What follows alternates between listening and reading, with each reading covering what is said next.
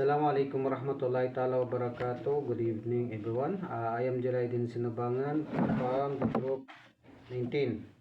So as my part ay tungkol kay Nasir Khusraw. So who is Nasir Khusraw? Si Nasir Khusraw was a Persian Iranian philosopher, poet, traveler, and Islamic scholar. So isa siya sa pinakamahalagang intelektual na ng Ismaili Shia Islam noong 11th siglo. So si Nasir Khusraw, ang kanyang full name is Abu Mu'in Hamid al-Din Nasir ibn Khusraw. So he was born in 1004 Common Era in Kubaydiya. So located ito present day in Afghanistan. At namatay ito around 1088. So sa larangan ni Nasir Khusraw ay isa siya sa theology. So tinalakay niya ang malalim na kahulugan ng pananampalataya at interpretasyon sa Quran. Pangalawa is philosophy. So pinagsama-sama niya ang reason and faith na malaking hambag sa Islamic philosophy. Pangatlo is literature, panitikan. 4 is travel, writing, and or geography. So sa pamamagitan ng Sefarama, nag-iwan siya ng details, tala tungkol sa mga lugar, kultura at pamumuhay ng kanyang panahon. And then fifth is educational and dawah. So, di well known, the wise theology dahil malalim ang kanyang kaalaman sa Islam at sa theology. So, pinag-aralan niya ang Quran at Hadith at philosophy ng Islam ng mabuti. Narito ang mga ilang contribution ni Khusraw. One is pioneering Persian philosophy.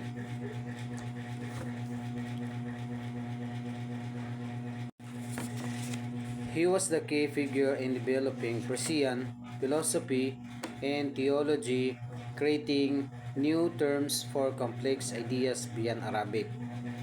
So isa siya sa mga pangunahing tauhan sa pagunlad ng filosofika at ng theology sa wikang Persian. So noong karamihan ng mga akdang filosofikal at religyoso ay nakasulat sa Arabic.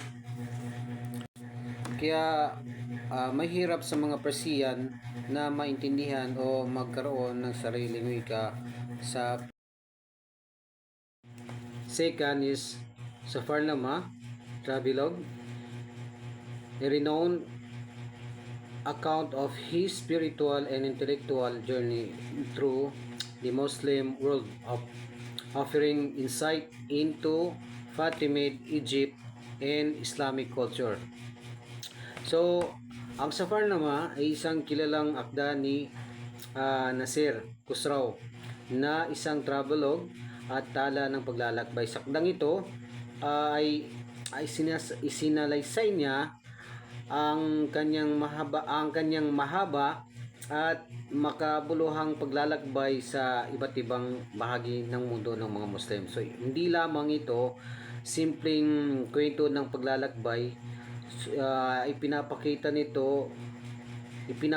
rin ng Safarnama na ang kanyang spiritual at intellectual na paglalakbay kung saan inilarawan niya ang kanyang ilarawan niya ang kanyang paghahanap ng kaalaman, katotohanan at tamang pananampalataya. Isa siya sa pinakamahalagang bahagi ng Safarnama ay ang kanyang mga observation sa Fatimid Egypt, lalo na sa Cairo. Inilarawan niya ang maayos na pamahalaan, sistema ng edukasyon, kultura at relihiyosong buhay sa ilalim ng pamumuno ng mga Fatimid na sentro ng Ismaili Islam noon. So dahil dito Ang Safarnama ay hindi lamang mahalaga sa panitikan, kundi mahalaga rin bilang historical at cultural ng sanggunian tungkol sa Islamic culture, sa Islamic culture, pamahalaan at lipunan noong ika-11 siglo. Pangatlo sa kanyang contribution, so bukod sa kanyang paglalakbay, kilala rin si Nasir Khusraw sa kanyang poetry and prose. His Diwan poetry and prose works like Jad al-Musafin, Traveler's Provision, explore metaphysics, cosmology, and ethics, influencing later Persia.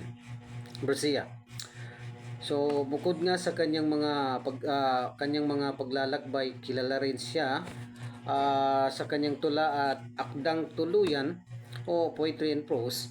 Ang kanyang diwan ay koleksyon ng mga tula na nagpapahayag ng kanyang malalim na philosophical at relihiyosong kaisipan. Sa kanyang mga tula at akda nito is tinalakay niya ang mga mahalagang paksa tulad ng metaphysics o ang pag-aaral tungkol sa tunay na kalikasan ng realidad. Cosmology na tumutukoy sa pag-unawa ng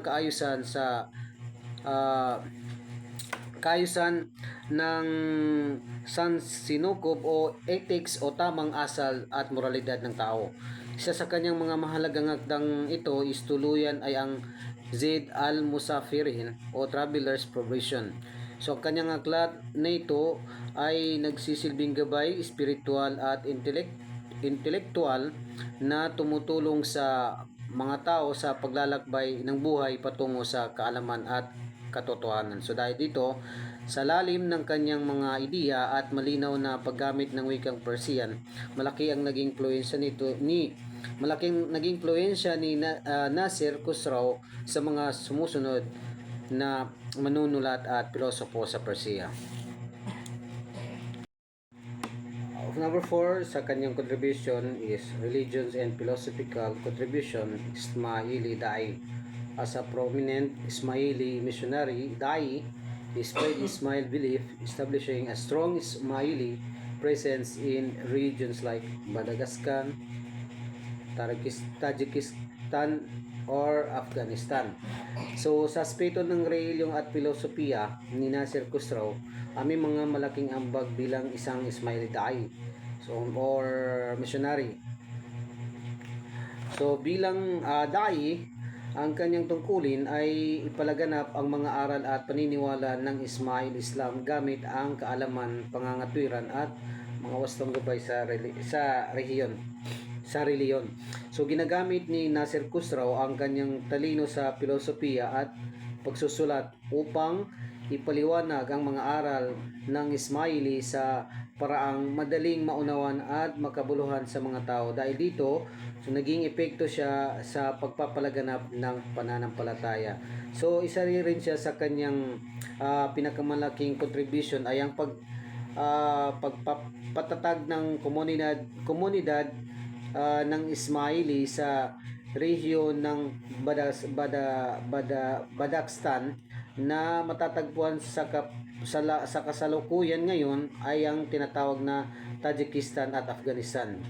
So hanggang ngayon, makikita rin ang mga impluwensya ng kanyang mga aral sa lugar na ito. So sa kabuuan, si Nasir Khusraw ay hindi lamang isang pilosopo at manunulat, kundi isa rin siyang mahalagang leader panrelihiyon na nag-iwan siya ng pangmatagalang impluwensya sa kasaysayan ng Ismaili Islam. Sa kabuuan, ang mga kontribusyon ni Nasir Khusraw ay may malaking epekto sa larangan ng filosofiya, panitikan at reliyon. Sa pamamagitan niya ng wikang Persian sa philosophical na discover niya na mas napapalapit niya ang kaalaman sa mas maraming tao. Ang kanyang mga akda tulad ng Safarnama, Diwan Zad al-Musafirin ay nagpalalim ng pag-unawa sa espiritualidad, etika at kosmolohiya. So bilang isang Ismaili dai, na palaganap niya ang pananampalataya at nakapagtatag ng matibay ng komunidad. So lalo na sa Badakhshan, dahil dito kinilala siya bilang isa sa mga mahalagang haligi ng Persian at Ismaili intellectual tradition. Hanggang dito na lang po. Assalamualaikum warahmatullahi ta'ala wabarakatuh.